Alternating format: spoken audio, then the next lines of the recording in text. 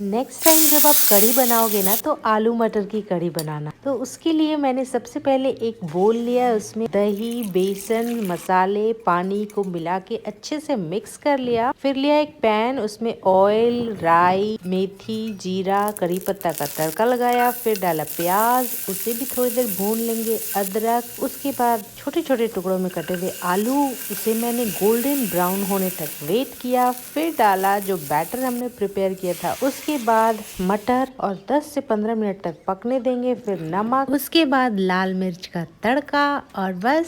Subscribe for more such recipes. जय श्री कृष्णा।